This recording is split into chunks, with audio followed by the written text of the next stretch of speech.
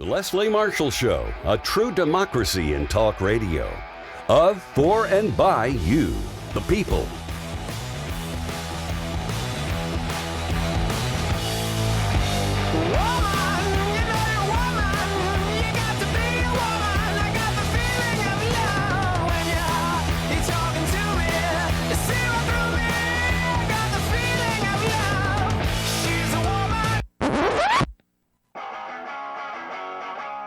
Live from our nation's capital, it's Deadline DC with Brad Bannon.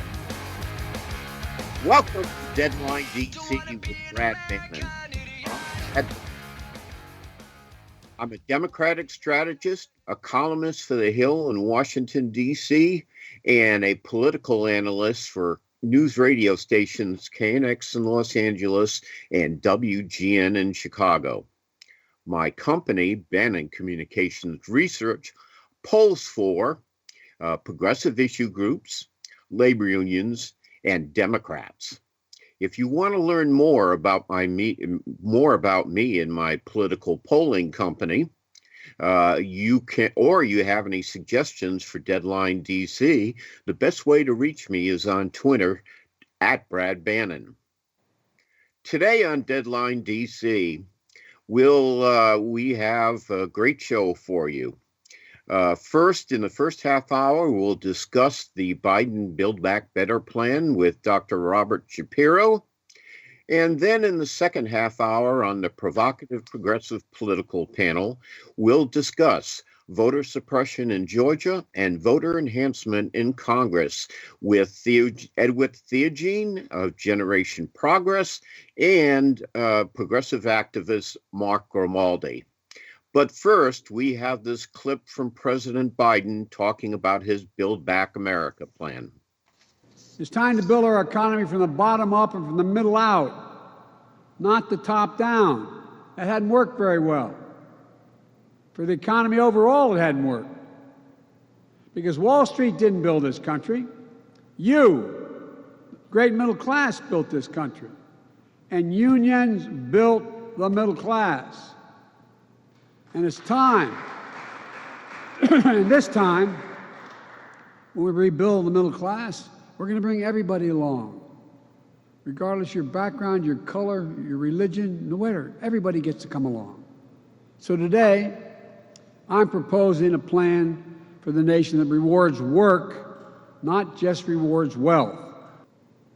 It's not a plan that tinkers around the edges.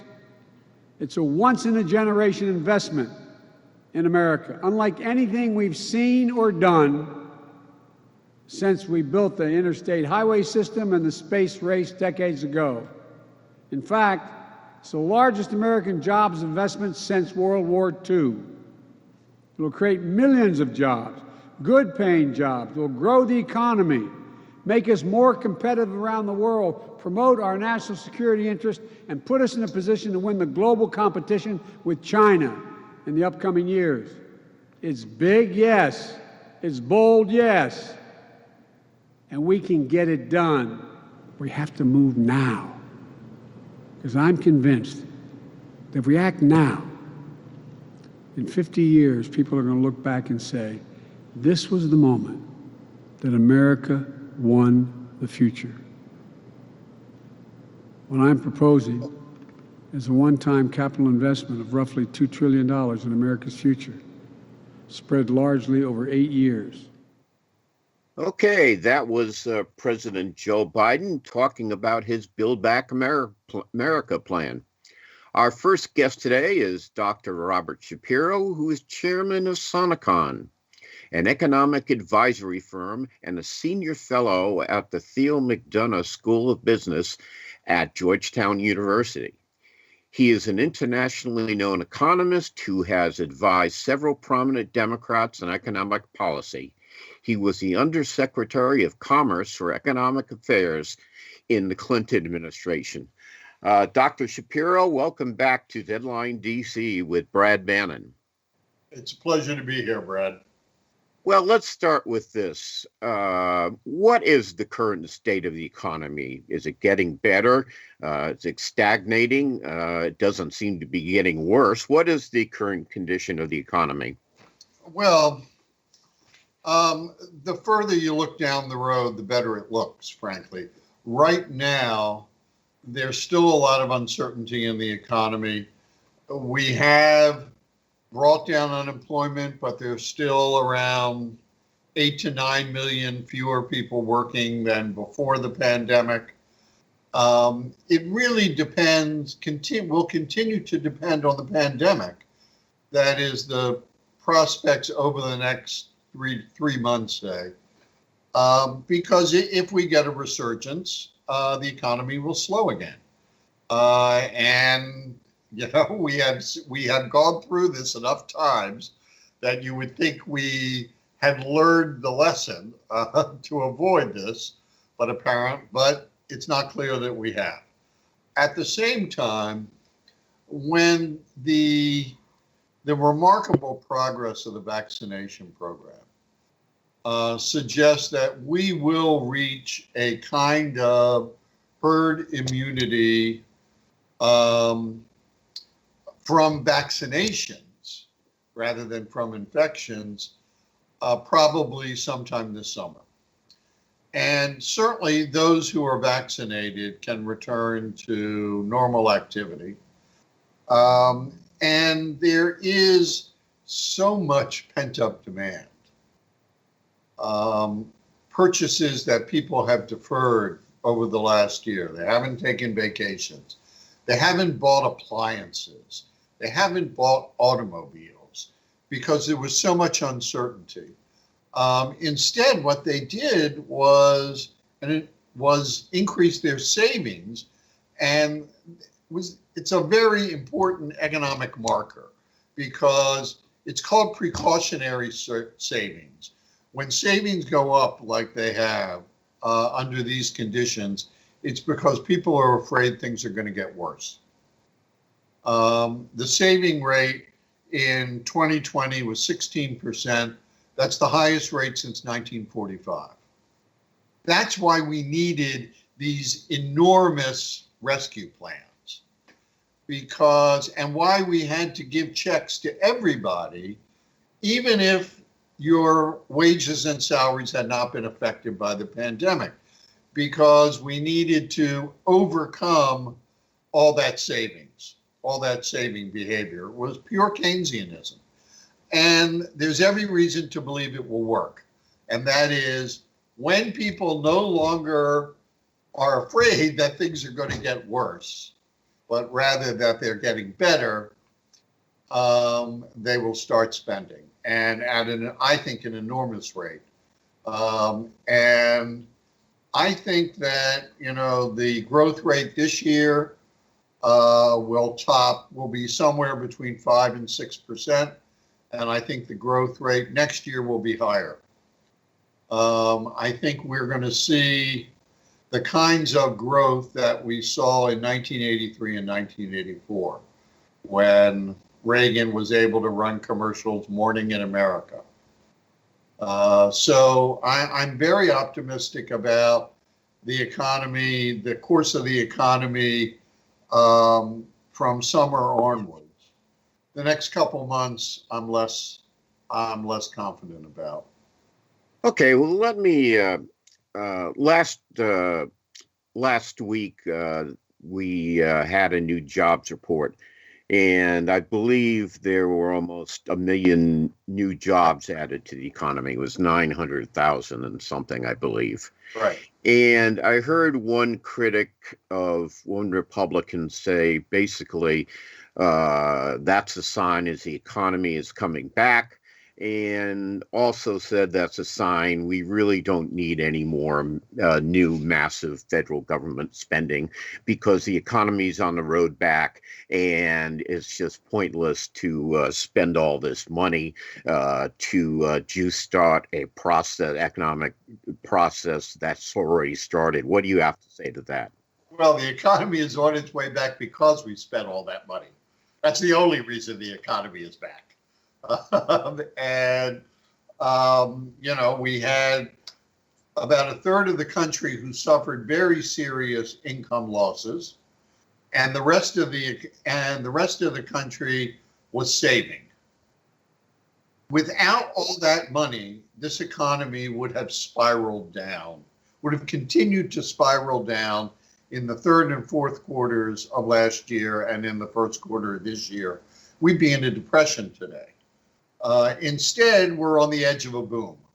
And the reason we are is precisely because we spent all that money.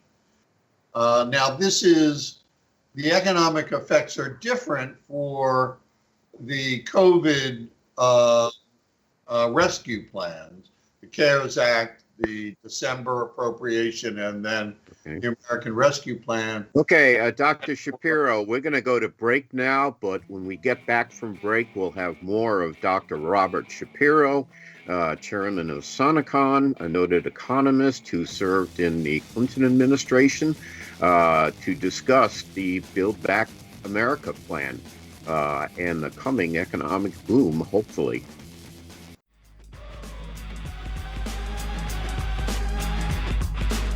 Welcome back to Deadline DC. Welcome back to our radio audience. If you're listening, but you want to watch the show without the breaks, you can see us on Periscope TV at www.periscope.tv/Brad Bannon. You can also tune in to see us at Facebook Live at www.tinyurl.com/BB Facebook Live. And then you can view us on YouTube at www.tinyurl.com Brad on YouTube. Our guest in this half hour is the noted economist, Dr. Robert Shapiro, who's here to join us to discuss the Biden Build Back Better plan. Rob, first of all, why don't you tell our listeners something about what is actually in the Biden Build Back Better plan? And I believe it comes in two parts, too. Could you explain that, please? Yes. Well, there is both traditional and new forms of infrastructure, which Congress and the Democratic Party and the Republican Party have been talking about now for a decade and done virtually nothing about. And that's roads and bridges and highways and airports and ports. It's also wastewater treatment plants and modernizing the electric grid. It is all of the public services on which daily life and the economy depend, because they use them. We are all using these facilities every day.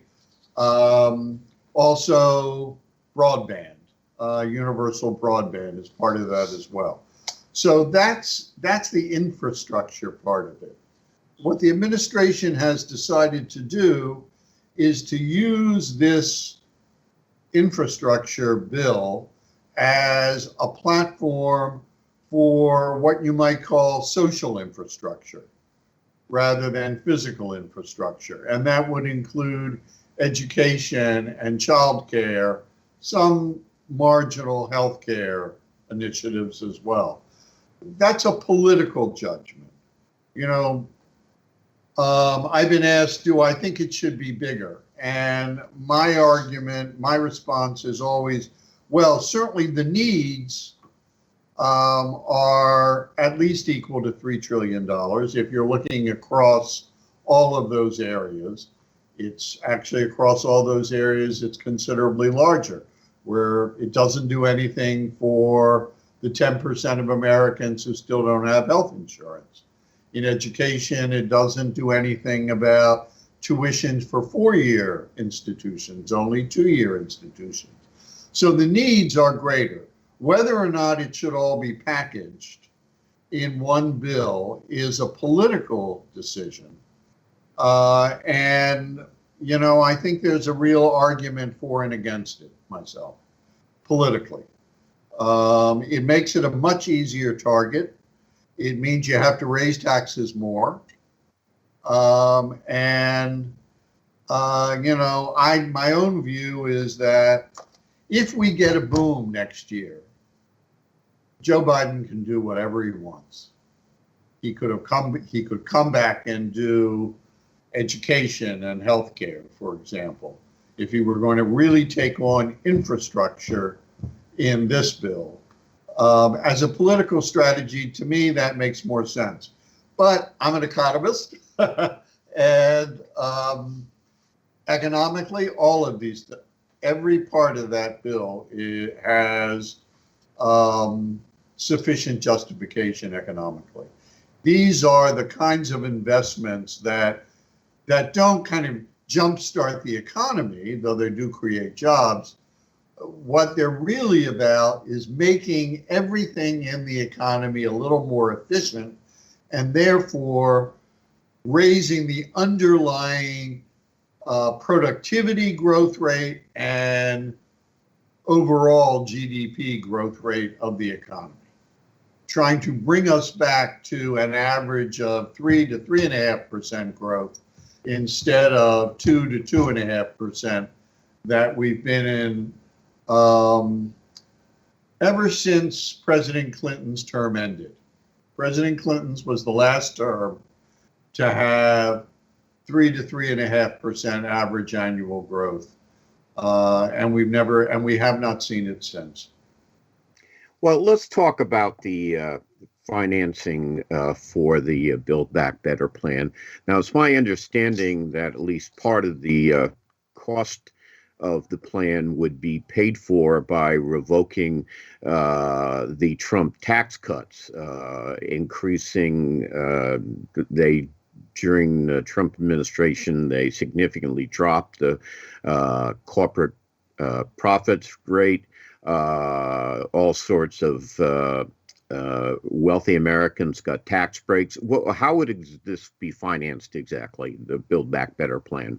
Well, we don't have all the details, but it appears that they're going to take away half of the corporate tax break.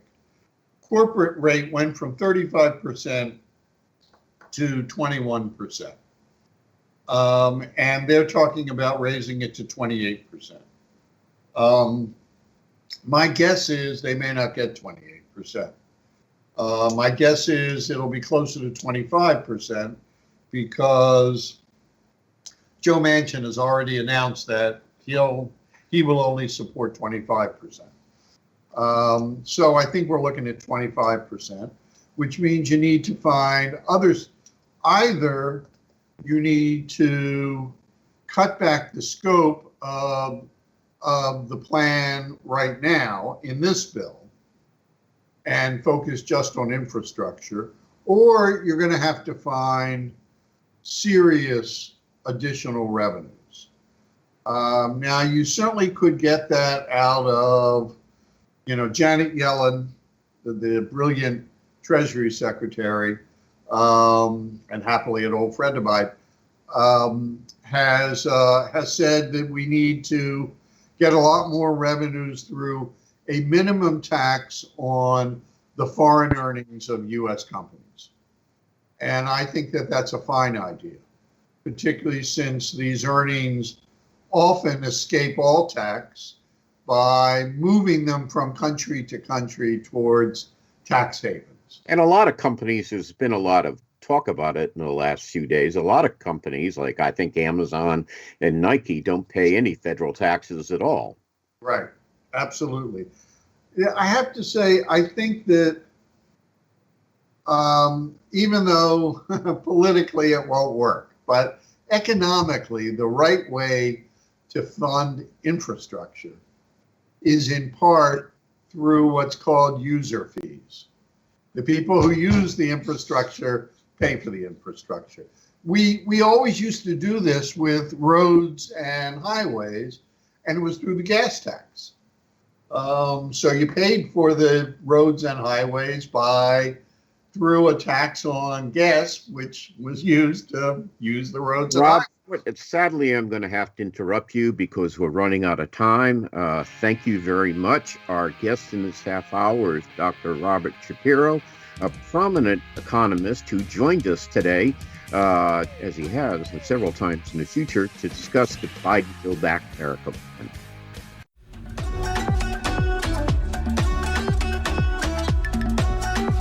Welcome back, Deadline DC. I'm Brad Bannon. We're going to start the half hour with a clip from Joe Biden talking about the new Georgia voter suppression law, because that's what we're going to be talking, one of the things we'll be talking about in this half hour. What I'm worried about is how un-American this whole initiative is. It's sick. It's sick. Deciding in some states that you cannot bring water to people standing in line, waiting to vote. Deciding that you're going to end voting at 5 o'clock when working people are just getting off work. Deciding that there will be no absentee ballots under the most rigid circumstances. It's all designed, and I'm going to spend my time doing three things.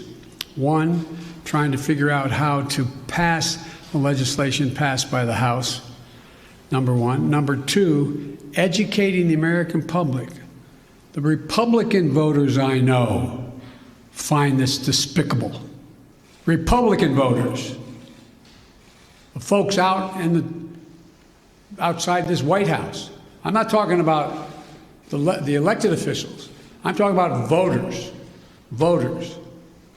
And so I'm convinced that we'll be able to stop this, because it is the most pernicious thing. This makes Jim Crow look like Jim Eagle. I mean, this is gigantic, what they're trying to do. And it cannot be sustained. And do everything in my power, along with my friends in the House and the Senate, to keep that from becoming the law. Is there anything else you can do about it besides passing legislation? The answer is yes, but I'm not going to lay out a strategy in front of the whole world and you now. Voter turnout hit record levels last year, which should have made everybody who is part of our great democratic, and I mean small d democratic experiment, happy. Not only was voter turnout high, but there was little voter fraud. In his failed bid to overturn his defeat, Donald Trump's campaign was unable to present any evidence to dozens of courts that there was enough voter fraud to overturn the results. So all is good, right? What more can you ask for in a democracy when turnout is so high and voter fraud is so low? Instead, the right to vote is under serious attack across the country. A study by the Brennan Center for Justice indicated legislators in 43 states have filed 253 bills to restrict voting rights. Ground zero in the fight to suppress the vote is the state of Georgia. Citing non-existent concerns about voter integrity, Republican Governor Brian Kemp signed a bill into law last week that makes early voting and absentee voting more difficult. The measure even makes it a crime to offer water or food to people waiting in long voting lines. Voter suppression is a vivid sign of democracy in deep decline. Voter enhancement is an indicator of democracy in the full bloom of spring. You can read this column and all my columns in the Hill at Muckrack, that's M-U-C-K-R-A-C-K, muckrack.com/Brad-Bannon. Now it's time for the provocative progressive political panel. Our guest on the panel today is Edwith Theogene. She is Director of Advocacy for Generation Progress, the youth engagement arm of American Progress. In this role, Theogene works to develop and lead efforts to translate the experiences of young adults into concrete actions that advance progressive policies and increase voter turnout. Her Twitter handle is WhoIsEdwith. That's WHOISEDWITH. Joining Edwith on the panel is progressive political activist Mark Grimaldi. Mark has worked for several Democratic presidential candidates, including Joe Biden. Mark is also active in campaign finance reform and efforts to promote cancer research. His Twitter handle is @Mark J. Grimaldi. That's Grimaldi. Okay, we have this paradoxical situation going on in Georgia and some other states. State officials are trying to suppress the vote. And in Washington, D.C., the Democratic Congress is trying to enhance the vote. Now, let's first talk about the severe Georgia law, whose aim, in my opinion, is just a naked political power grab to decrease voting, especially by minority voters. Edwith, do you want to address the new law in Georgia? Yeah, sure. I think it's a ridiculous law. Like, we just saw, like, this past year, we voted in record numbers. There's very limited voter fraud that was even reported, and it was a success. Like, we saw our democracy really taking shape by expanding access to voting. And it's really disappointing that since then we've had, I think Brennan Center released new numbers. It's 361 voter suppression bills that have been introduced across this country. So Georgia is no different than a lot of other states. I know Arizona has also had their own battle. One thing I'd like to note too about what's happened in Georgia is that across all party lines, people have spoken out against the voter suppression bill and omnibus bill. And also, I think what was really sad and disappointing is that Governor Kemp basically signed the bill in front of a painting of a plantation that had 100 people enslaved. So it's talk just about image. Correct. The symbolism there is just like so stark. And then you have Congresswoman Representative Park Cannon, who knocked on the door and was arrested just for, knocking on the door of the governor, which really, I think, adds a little bit more imagery, right, of a Black woman who is standing up for voting rights and doing her job and doing her due diligence to see what is going on with our democracy and what is happening to the people of Georgia, and for her to be arrested. And you see this picture of all these white men just like signing, this bill into law. So it is layered upon layers of things, but very, very plain and simple that this is an attack on voting rights, and this is an attack on the BIPOC community voters. Yeah, you're right. The symbolism couldn't be worse. Here you have this group of white men signing this law into effect that will make it a lot harder for Black African-American voters and Hispanic American voters to vote in front of a picture of a plantation. And then on the other side of the door, you have a African-American, I don't know, is she a state rep or a state She's senator? a state rep. State rep being arrested by two burly white state policemen. And, the symbolism going back to the 60s is just scary. And sometimes I wonder what people are thinking. Or usually when I ask that question, by the way, what were people thinking? The short answer is they weren't. Mark, you want to weigh in on Georgia? Yeah, I think you both make really solid points, and I mean, I'm red hot pissed off is the best way to put it. This, because of everything you just laid out, it's bad enough. And that representative, by the way, because of doing that, faces, I believe, 2 felony counts, which could result in 8 years in prison. They just announced, which is absolutely insane, for knocking on the door of the scene you just described to find out what's going on, so that it's not done, in secret, basically. And when you look at the provisions of the bill, there's many parts about it that are bad, and one part that did get, rightfully so, a lot of attention is the preventing of the handing out of food or water to voters who wait hours in line to vote, which is artificially created by conditions by Republican legislators. They take away polling places in these large minority population areas, and that makes lines longer. So the reason that you have to even hand out food and water is because people have to sit there so long that they're missing meals. So let's talk about why that even happens. And then second of all, the worst provision, in my opinion, of this bill is it gives state level officials in Georgia the authority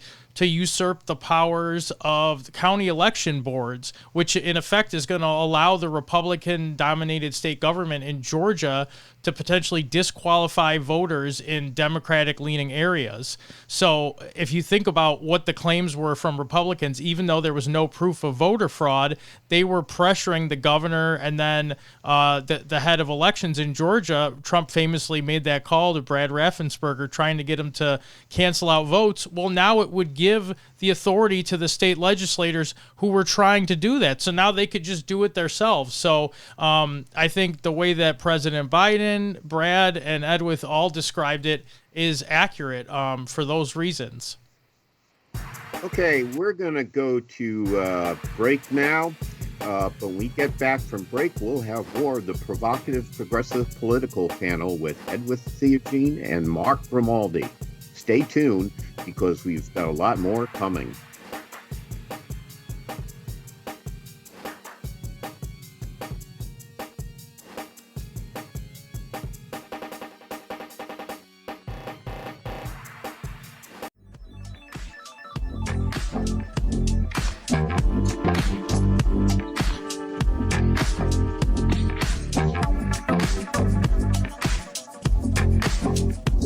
Okay, welcome back to Deadline DC with Brad Bannon.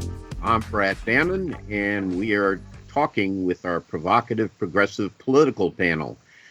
Joining us on the panel today is Edwith Theogene, who is the advocacy director at Generation Progress, which is a part of the Center for American Progress. And we also have our good friend Mark Grimaldi, who is a progressive activist. You have an email action tool where folks can just put in their information and send an email to their senator or send an email to their representative and just show encouragement to support this bill, HR 1, and also show their support for HR 4. So I think those are two very really great bills that people can literally take action on, that members of Congress can respond to as well. Okay, we're going to go to break so we can bring back our radio listeners. We'll have more of Deadline DC with Brad Bannon and the provocative progressive political panel after this break. We are going to discuss I have a sort of a general question of the panel that I want to ask the panel. And my question will be, and this is what I want to discuss, it seems to me in the last few weeks, things have been pretty ugly in the United States. We've had another attack on the Capitol. We've had at least several mass shootings in Georgia and Texas. They're trying to block the right of African Americans and Latino Americans vote. And my question for the panel is going to be, what can Joe Biden, if anything, do to unite a nation that's torn by violence and divided by race? I don't know if Joe Biden or anything else can do it. I'm kind of in a pessimistic mood. But we'll talk more about it when we get back from these messages. Let's go back to the question I raised before we went to break. And, it just seems to me, I'm really hopeful that now that Donald Trump is gone and Joe Biden is president, we can put some semblance of unity back in our nation. But, sometimes I wonder, you have Republican state legislators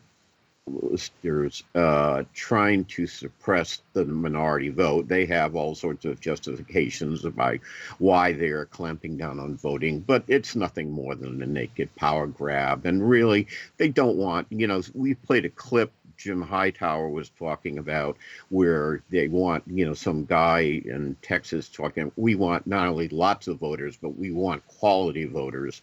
And if that isn't a euphemism, for racism, I don't know what is. We've got mass shootings. We've got another attack on the U.S. Capitol. We have Asian Americans being assaulted on the streets simply because they're Asian Americans. And my question to the panel, and I'll start with you, Edwith, is what can Joe Biden, or is there anything he can do to bring this country in, back, to some semblance of unity? Sometimes I just despair, and I have been in the last week or so. I guess I join you in your despair. I'm not sure the thing that comes to mind is that the country that elected Trump still exists, and it existed before Trump became president. So it's not a new thing to see this disconnect between our country and like the people within our communities and this violence. So I feel like with the pandemic and with the 2016 presidential election, it just exacerbated already existing problems and made more people aware and invested in what's happening. But in terms of the response, like I see Biden, he released the jobs package, which you all spent some time talking about earlier. He's also taken a stance against discrimination and white supremacy, which has been really great. He's also taken a stance against a lot of the hate crimes that have happened to the Asian community, the API community. So I see him doing what he can, and there's only so much. And I just feel like white supremacy is an evil in this country that has fueled so much of the bad things that we've seen happen. And it's not fair and good just to have Biden respond to that. I feel like all of us should be invested in trying to fix this country and figuring out ways that we can contribute to try to find answers. I mean, there's a reason why For the People Act has not passed the Senate yet, right? Like there's a reason why we're still stalled in like certain good policies. So I think outside of looking at Biden and the administration, we should also be looking to our courts. We should also be looking to our legislative process. We should also be looking to within our communities, whether it's our churches, our schools, our neighbors, our families. If we really are invested in putting this country back together, it's going to require everyone's investment at every level. And, even as simple as just like educating ourselves and reading a book, like Google, those are my thoughts. Yeah. I just saw a poll, I think, that came out over the weekend. I think it was by Reuters, that showed that half of the Republicans still think, encouraged by their former president, still think that Joe Biden won because of the voter fraud. That presents a great obstacle to Joe Biden. Mark, what, if anything, do you think Joe Biden can do to unite the country, which hasn't been united in a while? I think he can continue doing, frankly, exactly what he's doing. I've been really impressed with how he's governed so far. He has tried to bring in the Republican elected officials like he did for the American Rescue Plan, but he has also showed that if they are not acting in good faith and they're not going to come along and try to fix things, then he's going to do what he can within his power to do so. So we see that through action. And I also think the rhetoric that was used by the former President Trump versus the way that President Biden is speaking to the American people does send a different signal. And I think we need to remind ourselves that there was 4 years of utter chaos and tearing this country apart by Donald Trump, that it's going to take, maybe a whole 4 years to get back to where we even were. Hopefully not, but I think it's a distinct possibility. When you just outlined, Brad, you have half of the Republican voters in this country refusing to agree with reality, and you're going to have to try to break through to them, in whatever way you can, while also not getting bogged down with them too much and, failing to advance and have progress on the most important issues that the American people who voted for you want to see done. I do think this For the People Act is an absolutely unique opportunity to fix so many problems within our democracy. It's the biggest reform opportunity that we've had since after Richard Nixon and Watergate. So I think right now the legislation is stuck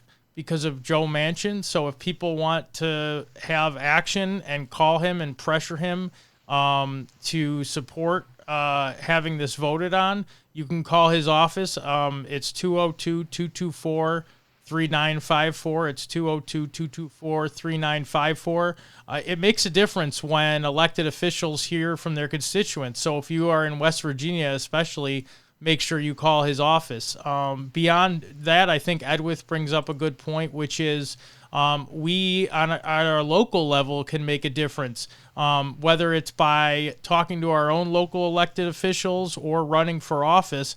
You're seeing the power of state officials, like you just outlined, in a negative aspect through Georgia, Texas, and also in Arizona, where they're trying to restrict voter access. So there's an opportunities for people who care to get involved. And just like we saw in record-breaking numbers with the 2018 midterms, believe it or not, the 2022 midterms are right around the corner. So whether you want to run for office yourself or support people who you think are good candidates, elections have consequences, not just on the federal level for the presidential election, but also on the local level, like we're seeing in these states we just mentioned.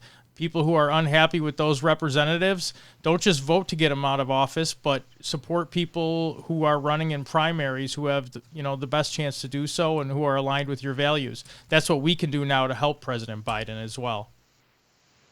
Okay, well, sadly, we'll have to end it on that note because we're running out of time. I should also point out that yesterday, our former idiot president sent out an Easter greeting, which underscored, I think, the mood of the Republican Party.